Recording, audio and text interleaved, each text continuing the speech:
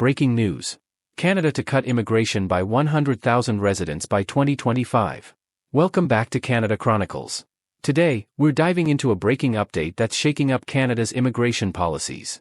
The Canadian government has announced a cut of nearly 100,000 permanent residents by 2025. If you're an aspiring immigrant or following Canada's economic policies, this is crucial news. We'll unpack the reasons for these cuts, their effects on housing, labor markets, and public services, and what this means for Canada's future. Plus, stay tuned for critical insights into the future of temporary residency and economic immigration in Canada. You won't want to miss it. Don't forget to subscribe and turn on notifications for all updates on Canada's immigration landscape. Let's get started. The Canadian government's decision to cut immigration.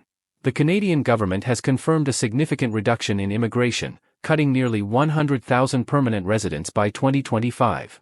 Initially projected to admit 485,000 new permanent residents, that number is now being slashed to 395,000, with further cuts for 2026 and 2027. This shift reflects a dramatic policy change as Canada, which once focused on increasing immigration to address labor shortages, is now grappling with housing shortages and affordability crises. The new immigration numbers. In October 2024, the government revised its targets, reducing planned permanent residents from 485,000 in 2025 to 395,000, 380,000 in 2026, and 365,000 in 2027. These numbers signal a reversal in a country that has long relied on immigration to boost its workforce and economic growth. Now, several immigration pathways will be impacted, and an urgent sense of uncertainty has settled over prospective immigrants and industries relying on foreign workers. Reasons behind the immigration cuts. Housing and affordability concerns. Canada is facing a growing housing crisis, with home prices and rent soaring in major cities like Toronto and Vancouver. Many blame the surge of new immigrants for driving up housing demand, further straining affordability. To stabilize the real estate market, the government aims to slow immigration rates, thereby reducing housing demand and relieving pressure on urban housing markets. Prime Minister Trudeau and Immigration Minister Mark Miller have been under pressure to take action, making these immigration cuts a key part of their strategy to address the country's housing crisis. Public opinion and economic strain. Recent polls reveal that 65% of Canadians feel immigration levels are too high, contributing to the housing crisis and stretching public resources. The government's decision to cut immigration reflects their response to mounting public concerns about rising costs of living and access to public services like healthcare. At the same time, limiting new immigration is seen as a way to address economic challenges such as inflation and stretched public services. By reducing the number of new residents, the government hopes to manage housing and healthcare systems more effectively for current residents. Immediate impact on permanent residency. The cuts will heavily impact applicants in federal economic immigration streams like the Federal Skilled Worker Program and Canadian Experience Class. These programs will see a 60% reduction in intake, limiting opportunities for skilled workers hoping to gain permanent residency in Canada.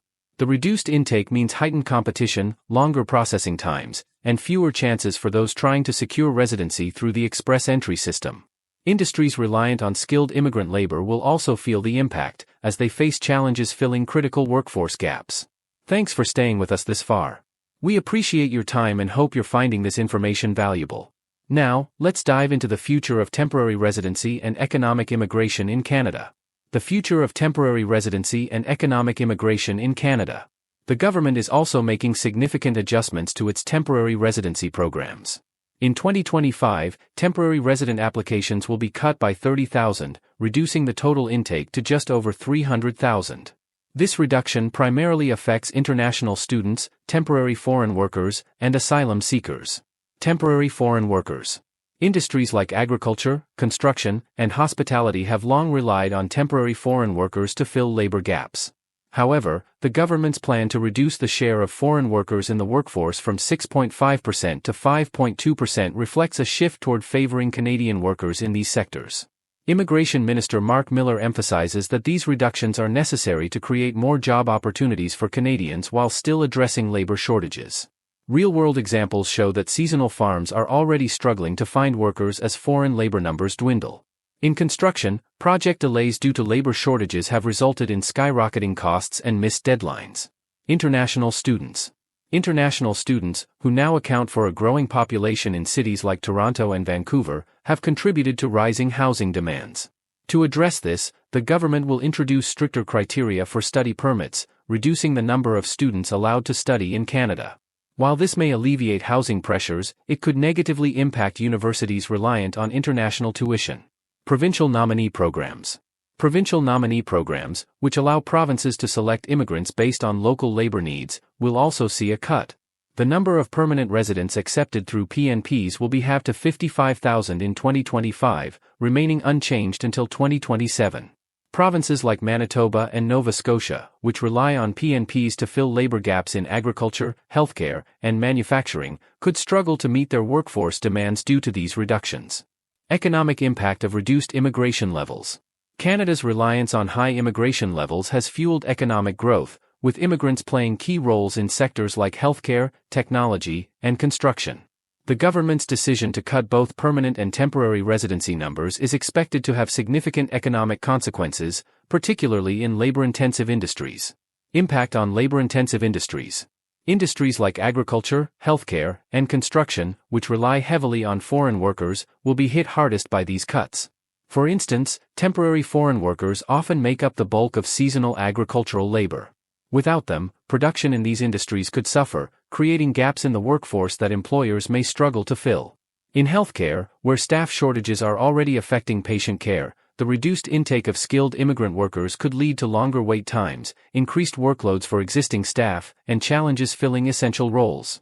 Hospitals, nursing homes, and long-term care facilities, already understaffed, may face even more difficulty recruiting healthcare aides and nurses, which could affect the overall quality of care provided to patients.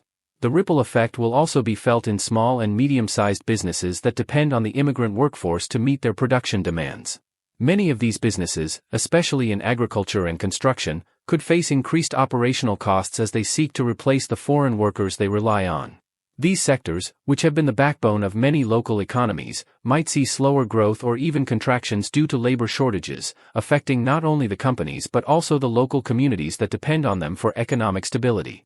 Additionally, businesses in construction may struggle with project delays and higher labor costs due to the lack of available workers, as foreign labor traditionally plays a crucial role in maintaining project timelines. These industries may need to explore alternative solutions, such as investing in automation or offering more competitive wages to attract domestic workers, but such transitions could be slow and costly. Solutions and the path forward. Given the challenges posed by these immigration cuts, immigrants, employers, and the government must adapt proactively. For immigrants and applicants, explore alternative pathways. Immigrants should consider family reunification and provincial nominee programs, which still offer viable routes to permanent residency, despite reductions. Stay competitive. Continuously enhancing qualifications, such as improving language proficiency, obtaining advanced degrees, or gaining certifications, will make applicants stand out in a competitive process. Consult experts. Immigration professionals can provide critical insights and help applicants navigate the complex landscape of policy changes, identifying the most effective strategies to ensure successful applications. For employers, invest in workforce development. Employers must prioritize training and upskilling local workers to fill critical gaps, particularly in sectors previously dependent on foreign labor. By developing internal talent, businesses can build a resilient workforce that meets long-term demands.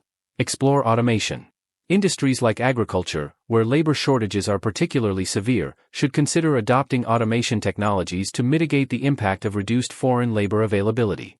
Retain the existing immigrant workforce. Employers should focus on retaining foreign workers already in the country, ensuring they have access to development opportunities and the support needed to continue contributing effectively. Collaborate with educational institutions. Partnering with universities, colleges, and vocational schools can help employers provide apprenticeships and specialized training programs, ensuring that local workers acquire the skills necessary to take on roles traditionally filled by immigrants. For the government, monitor economic impacts. The federal government must closely observe how these immigration cuts affect sectors like healthcare, agriculture, and technology, adjusting policies if labor shortages intensify. Long-term sustainability. It's essential to ensure that immigration policies support sustainable growth by balancing population increases with adequate housing, healthcare, and employment opportunities. Clear communication. As policies evolve, the government must provide transparent and timely updates to applicants, employers, and the public to minimize confusion and ensure everyone can adjust accordingly. This multifaceted approach will help all stakeholders adapt to the changes brought about by the immigration cuts, ensuring that Canada's economic growth and social stability remain intact despite reduced immigration levels. By cutting immigration levels, the Canadian government hopes to address housing shortages, affordability concerns, and strain on public services. However, these cuts will create new challenges for the economy, workforce, and immigrants hoping to make Canada their home. How Canada adapts to these changes will play a crucial role in shaping its future growth and prosperity. Thanks for watching. If you found this video helpful, please give it a thumbs up and share your thoughts in the comments below. Don't forget to subscribe and turn on notifications so you never miss an update on Canada's immigration policies. Stay informed, stay proactive, and we'll see you in the next video.